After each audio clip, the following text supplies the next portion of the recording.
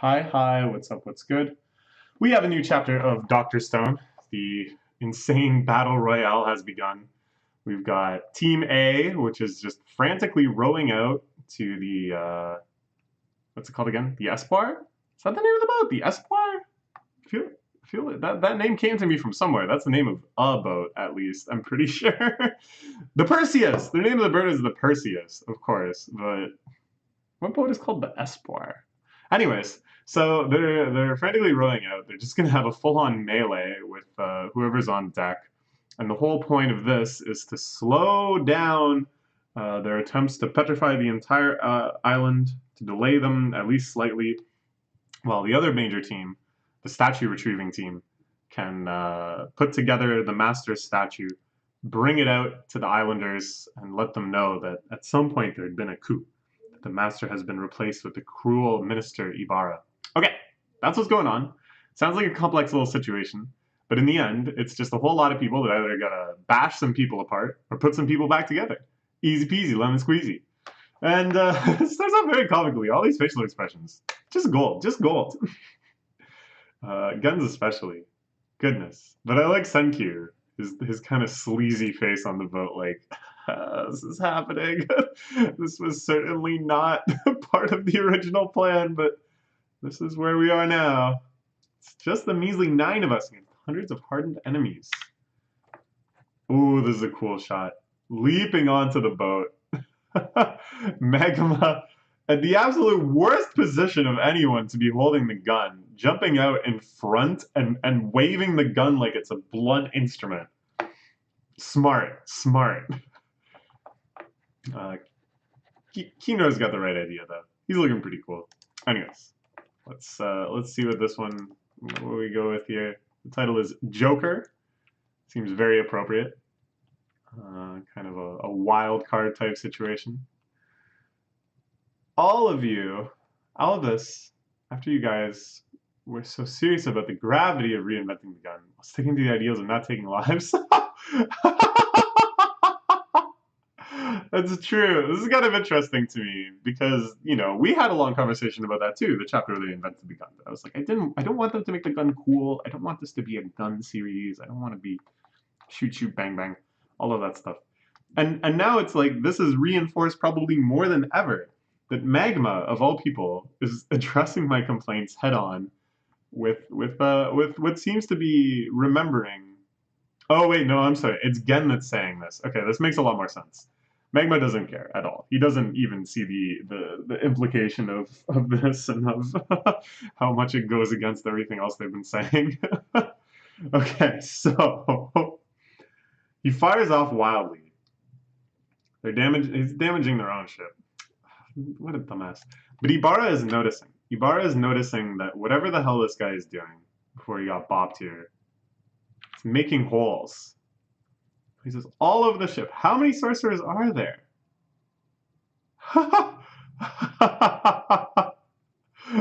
Okay.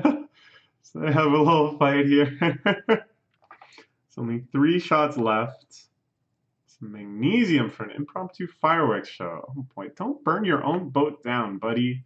Magnesium burns very hot and often for a very long time, and it explodes when water touches it. That's the most fun part. If you throw water on a magnesium fire, it literally just explodes. My dad used to work at a plant. He was an engineer at this plant that developed magnesium parts for cars. So sometimes he would sneak out with a bunch of scrap magnesium, either just shredded up shards and sometimes bigger chunks, and we would burn it. It's so much fun to burn. It's this bright white flame, and then we would get our super soakers, spray it, blam! Oh, it was crazy. It was probably extremely dangerous, but whatever. You know, it's the kind of fun you have when you're a kid. So he lets loose a level 5 spell, the sorcerer spell, Spear of Light. Even Gen is getting into it. Gen, who is skeptical of every single aspect of this run up on the boat and raid them plan, is giddy with the light show that Senkyu provided.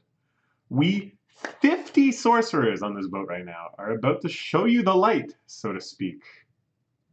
And they see, this is pretty cool, the kind of mystical reality of guns. They don't know what's going on. They just hear a loud noise, right? You're not going to be able to see the bullet flying.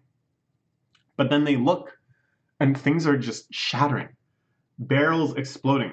Sails, holes ripped in them. Like, there's no connection at all between anything that's happening and these devastating effects.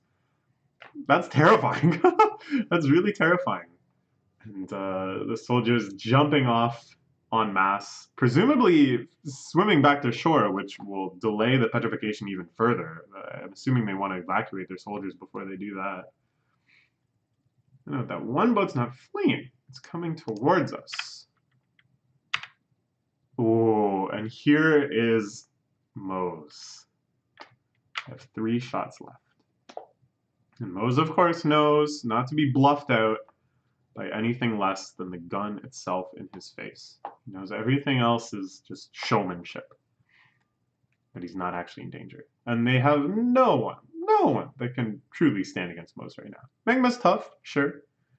Kinro, strong. What's her face? Ibarra? Is that the name of the strong woman? She's very strong too. But no, this is a fight they cannot win. That much has been established. The only people on this boat as well that I think could stand a chance would be Hyoga and Homura. I wonder if that's going to come into play. Someone had left a comment a bit ago about how they expected this to be the final trump card of the arc. And it's something that Senkyu had said. This is our measure of last resort. That would be a pretty cool fight scene. Hyoga squaring off against Mose. Anyways, showed up quick. No negotiating this time and nowhere to run. Showdown with the biggest and baddest of all. Earn your keep, Sheriff. Okay, Yo tries to line up a shot. It goes low. I thought that was a spread for a second.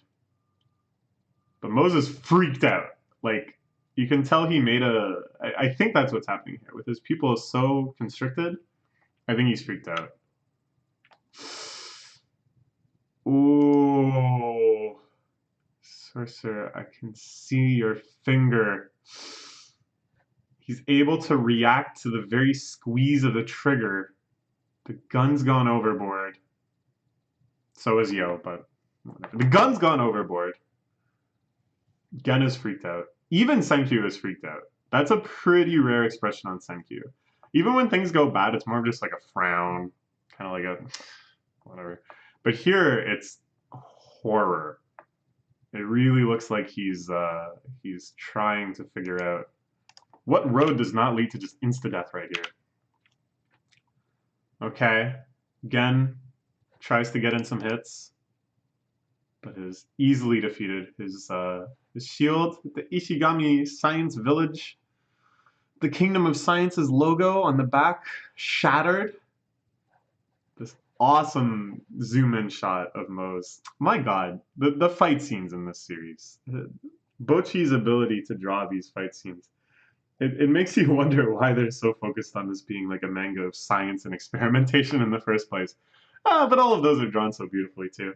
But it's like, yeah, you know that this could have been successful just as a battle shonen with the dynamicism of these fight scenes, with the badassery of these close-ups.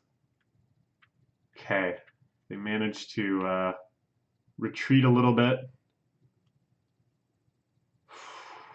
They're all running down into the bowels of the ship. But that's where the brig is. And Gen here, you know, he's always kind of using gambling metaphors, but the specific usage of trump card once again recalls what Senkyu said about those people in the brig. Seriously, trapped like rats. Bad news. He's backed us into a dead end. So, hold on. So Chrome will sometimes say bad as like a positive thing, right? Yo, that's so bad. But here he's saying bad. Like actually bad. Aha, yes, it's happening. But your time is up. Ibarra closing in on them, right behind Mose. For all of his distrust of loyalty of Mose, it seems like he's more than willing to allow this temporary alliance or their good relations to be restored or whatever. But Senkyu knows. I guess he was acting this whole time? I don't know. Or did he was just like, oh, thank God it's this room. Okay. Now, Homura and Hyoga should be petrified right now because nobody's come to de-petrify them since the entire boat got bathed in light way back at the very start of this arc. So I'm sure Senkyu has some revival fluid on him. It's just something that I'm sure is part of his everyday carry these days.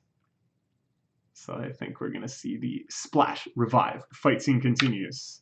Yeah, he tosses it back. It explodes and bursts over these two in their little doggy kennels. The one card I was hoping not to have to play, our final Joker card. This is actually, like, again, thinking about it purely on a battle shonen level, this is friggin' awesome, right? Like these two super strong characters from the previous arc, who we haven't really thought about in quite a while, okay, being deployed as this final Joker card. Like this makes the situation so much more complex. This asks so many questions about relative power levels and stuff.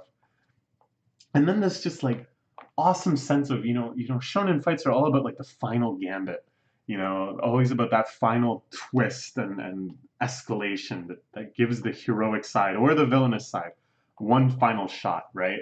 And this is almost cool to read as like Senkyu is villainous. He certainly looks villainous in the panel at the bottom of the page. But imagine that. You've pushed the enemy all the way into their base.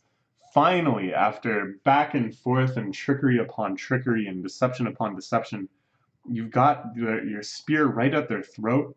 And then there's these people that have not been involved at all from the start, popping out like a Final Fantasy final boss. Yeah, no, we weren't the strong ones. Here they come. Okay. Oh, wait. I went too many pages because I keep thinking it's a spread. I don't know why. Dear Ibarra and his people couldn't get through that iron like an impenetrable grate of science. He opens the key. I will trust you with my golden spear. Kinro reaching out. Final act of desperation. Hyoga. Hyoga returns. I wonder if Homura got revived too, or if Hyoga's gonna just solo him. Oh boy. Moses, like, I think excited. We can't see much of his facial expression here. But I think he's like, oh damn, this guy's gonna be worth a fight. This guy's gonna be a good fight indeed. And yeah, we're set up to have just some friggin' awesome fights here. Succeeding again as a battle shonen on top of everything else. And who knows when we'll return to the statue puzzle. Maybe in a moment of kind of more cultural crisis where they've kind of overthrown the power, but they can't establish themselves as kind of the new righteous, the new beneficial leaders of the island. They can say like, hey, wait, no, we got the lineage. Here's Soyuz. He looks like someone familiar, no? Yeah, okay. We will read the next chapter, hopefully quite soon, so I will join you then. It looks like this arc is really hitting its climax. And not just this, but it's like, the Hyoga revival was a card they had in their hand for any battle in any future arc. So to be playing it here on their first like excursion, it's pretty interesting. How are they going to get this beast back in the cage afterwards? That in itself could be a little arc. Ooh, wouldn't that be great? That also feels very One Piece. They literally go to an island, they deal with one threat, but then a bigger threat is kind of somehow already there by the end, trailing into the next arc. That's a One Piece classic, and I think just excellent shonen writing convention. Okay, that's all for now.